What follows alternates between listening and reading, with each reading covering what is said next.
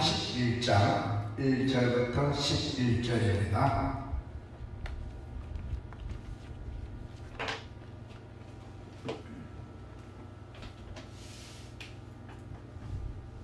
자, 다 같이.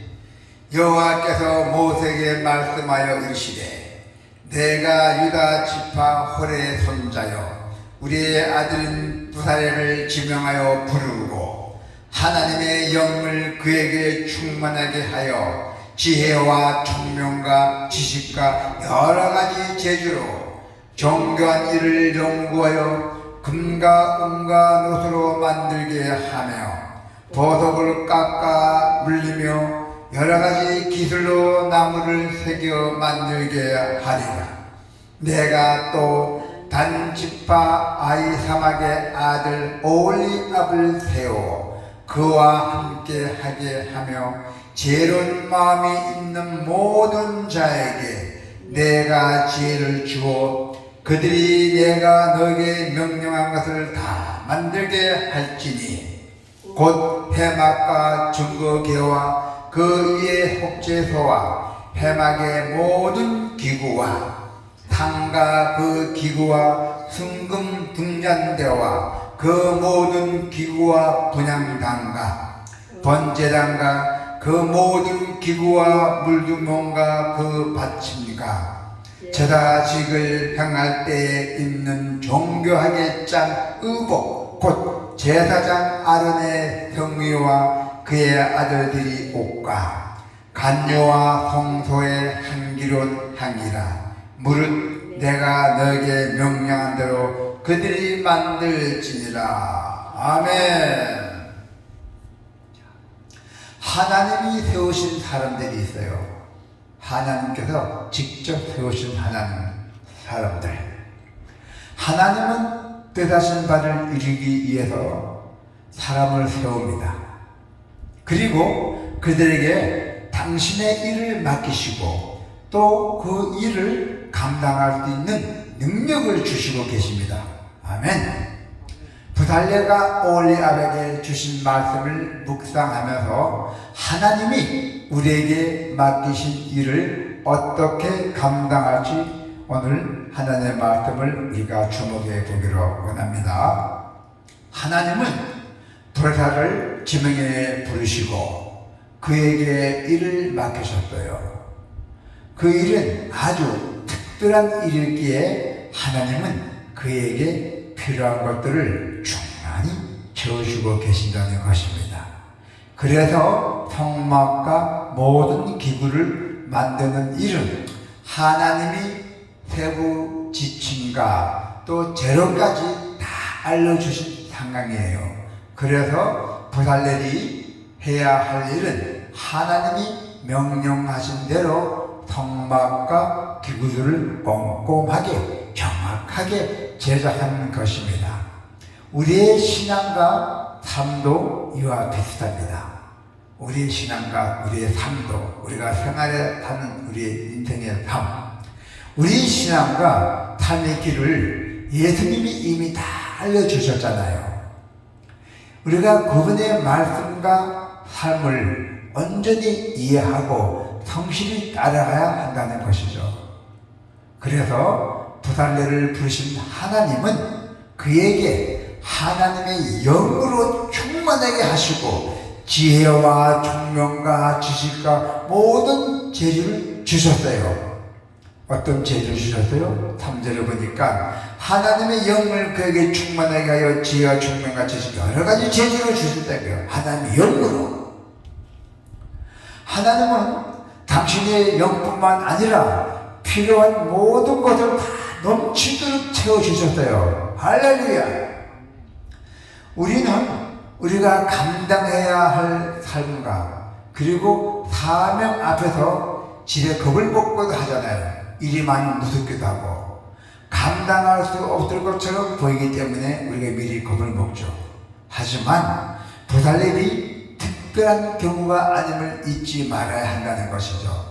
우리가 사명을 감당하는 것처럼 보이지만은 일을 이루시는 것도 또 통치하는 것도 하나님이십니다.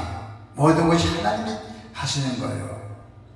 우리는 절대로 두려워하지 말고 하나님을 의지하고 또 우리가 하나님께 필요한 것을 구하고 우리가 하나님께 순종만 하면은 모든 것이 해결이 된다는 것을 잊지 마시기 바랍니다.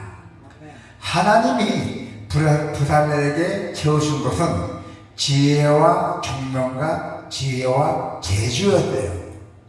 지혜와 재주. 그는 이것으로 존귀한 일을 연구했대요. 어떻게 연구했어요? 네. 존귀한 일을 연구하며 금과 은과 노수로 만들겠다는 거예요. 창의적으로 일을 이루어간다 했어요. 창의적으로. 그래서 하나님께 받은 은사로 창조직 재능을 발휘해서 모든 일을 완수해 나가고 있다는 것입니다. 하나님은 결코 우리를 로봇이나 기계처럼 만들지 않으셨습니다. 우리는 하나님이 공급하신 생명과 능력을 자유롭게 활용할 수가 있습니다. 어떤 사람은 하나님이 주신 의미를 모른 채 방치하고 땅에 묻어두기도 합니다. 또 어떤 사람은 그것으로 자신의 믿음을 온전히 이뤄가는 사람도 있다는 것이죠. 하나님은 오홀리압을 세워서 부살레가 함께 하게 하셨어요. 혼자서는 안 되니까 함께 하게.